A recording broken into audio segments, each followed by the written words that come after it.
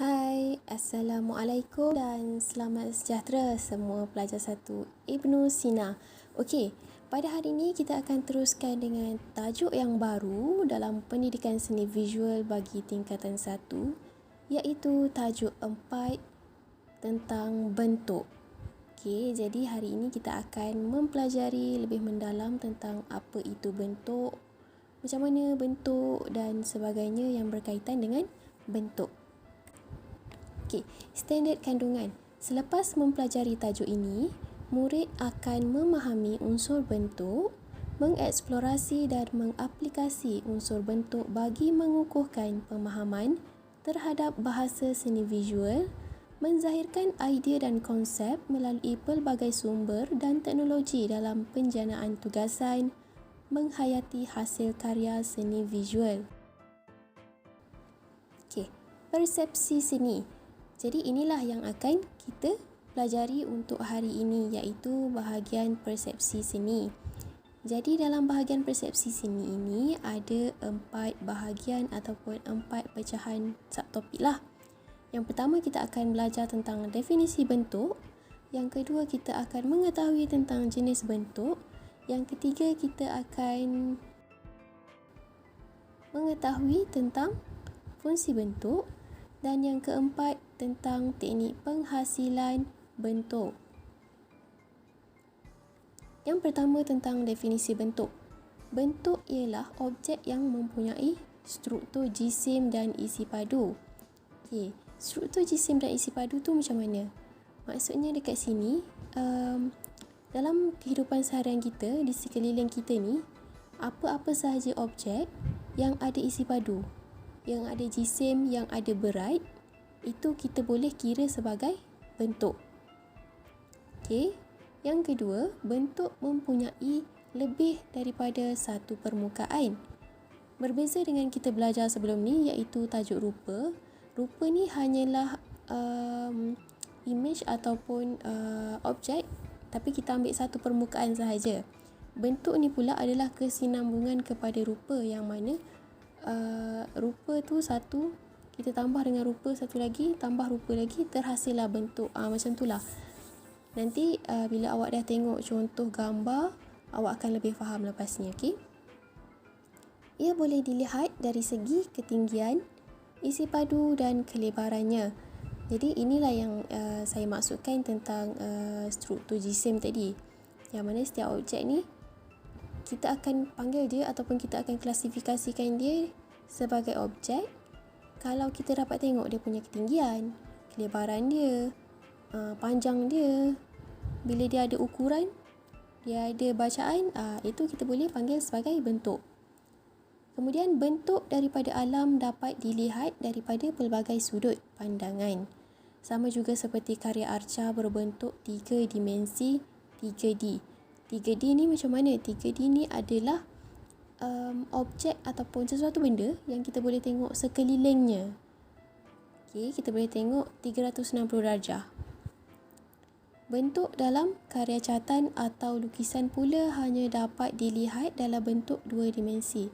Okey, kalau 3 dimensi kita boleh tengok sekeliling objek tu, tapi 2 dimensi pula berbeza, bertentangan dengan 3 dimensi, yang mana 2 dimensi ni hanyalah permukaan untuk kita lihat. Kita tak boleh rasa, kita tak boleh tengok secara keseluruhan. Kita hanya boleh nampak apa yang dipertonjolkan pada permukaan 2 dimensi tadilah. Okey. Ini adalah nak mudah faham. Nak mudah faham bentuk yang bersifat 3D ataupun 3 dimensi. Dia ada tinggi, dia ada panjang, dia ada lebar. Jangan awak ingat bentuk tu 4 segi macam ni pula. Tak. Dia semua benda yang di sekeliling kita, selagi mana dia ada tinggi, dia ada ukuran panjang dia, dia ada ukuran lebar dia, dia ada berat. Bentuk dah tu. Jenis bentuk. Bentuk terdiri daripada 2 jenis, iaitu bentuk konkret dan bentuk ilusi. Bentuk konkret boleh dilihat pada arca dan karya seni 3 dimensi. Manakala bentuk ilusi pula dihasilkan melalui penggunaan konsep seperti perspektif untuk menunjukkan bentuk dalam karya 2 dimensi. Okey, apa itu konsep perspektif? Konsep perspektif ni nanti awak akan lebih mendalami ataupun awak akan belajar nantilah kan. Jadi untuk senang faham, saya bagi contoh lah macam mana kita nak tahu apa itu konsep perspektif.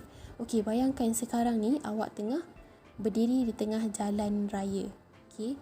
So awak tengok kaki awak dan awak tengok jalan raya dekat kaki awak. Jalan raya tu lebar daripada kiri sampai ke kanan, besar. Lepas tu awak angkat kepala awak tengok ujung jalan tu, awak nampak dia kecil, halus je. Berbeza dengan tempat awak berdiri. Jadi, daripada lebar ke halus ujung sana tu, itu adalah perspektif. Itu bahasa yang kita senang nak faham, saya bagi contoh.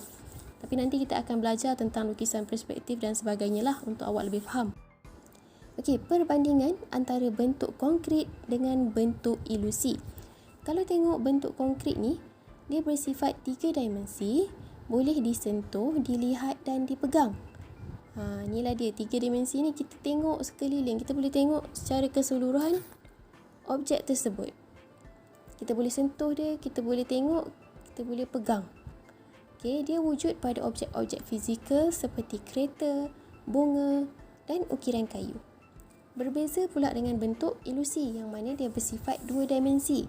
Hanya boleh dilihat tetapi tidak boleh dirasa oleh deria sentuhan. Contohlah tengok gambar kereta ni kan. Kalau ada kereta ni, ini adalah awak bayangkan kereta ni betul-betul depan mata awak. Dan sebelah tangan awak pegang lukisan kereta. Okey, jadi awak akan nampak bentuk konkret dan bentuk ilusi. Yang mana kalau kereta betul ni, yang depan mata awak ni awak boleh sentuh. Awak boleh pusing keliling dia, pusinglah berapa kali, 7 kali, 8 kali.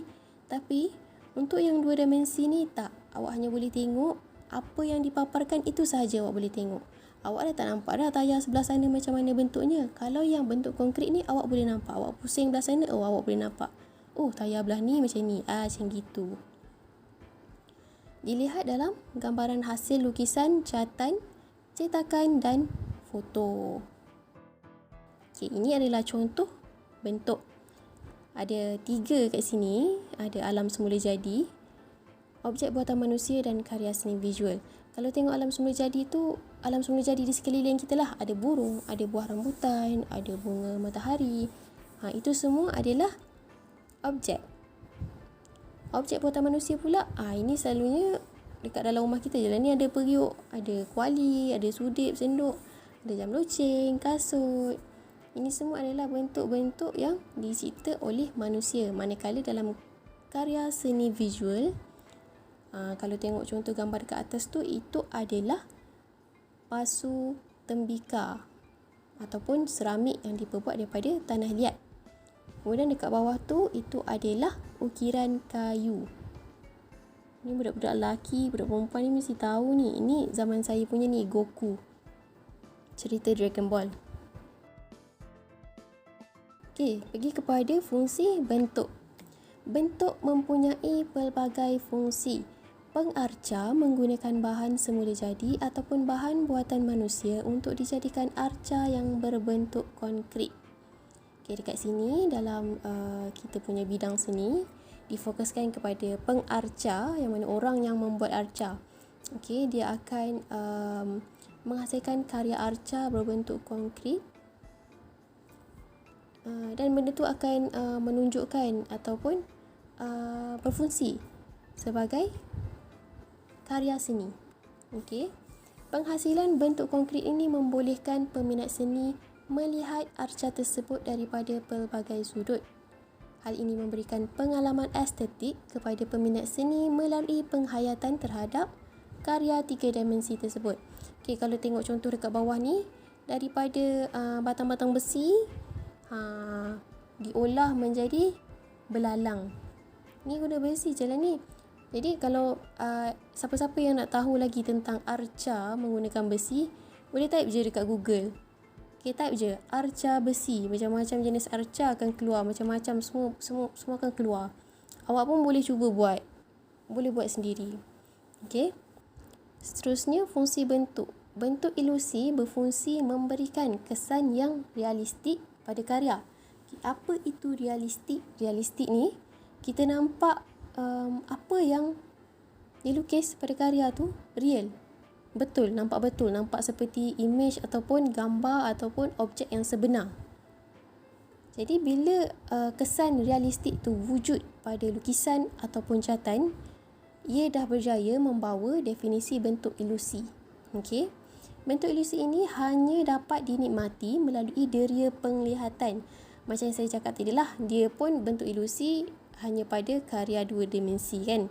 2 dimensi ni kita hanya boleh tengok saja, kita tak boleh sentuh pun. Okey.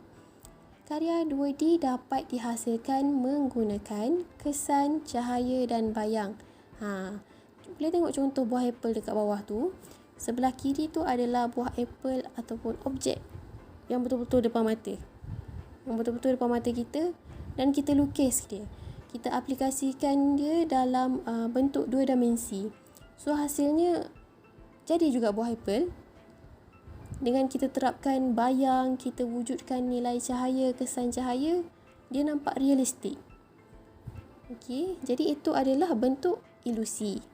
Okey, kita pergi kepada teknik penghasilan bentuk. Teknik menghasilkan bentuk konkret. Okey, dekat sini ada teknik luakan, teknik anyaman, teknik lipatan dan teknik ukiran. Luakan ni kalau tengok dekat sini contohnya sabun lah. Sabun kita luak-luakkan dia, jadilah dia bunga ros. Anyaman ni biasalah kita guna rotan, kita guna daun mengkuang. Lipatan ni origami burung lah kalau tengok contoh kat situ. Lepas tu teknik menghasilkan bentuk ilusi. Okay, yang pertama kita ada gurisan, kita ada lukisan. Lukisan ni boleh tengok. Kita nampak pokok, kita nampak daun, tapi kita tak boleh sentuh. Kita tak tahu macam mana rasa batang pokok tu, kasar ke, lembut ke. Daun dia tu macam mana, daun dia yang jenis tekstur kasar ke, macam mana ke. Collage. Dan ada juga tone warna. Kalau tengok bunga raya ni, dia nampak macam betul-betul realistik. Jadi, penggunaan ataupun teknik tone warna ni sebenarnya mampu untuk menghasilkan bentuk ilusi bagi sesuatu objek.